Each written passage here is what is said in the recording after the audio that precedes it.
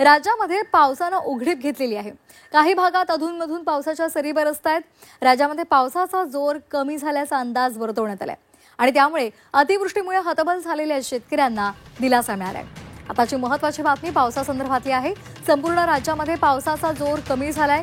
काही भागामध्ये अधूनमधून पावसाची रिपरिप सुरू आहे।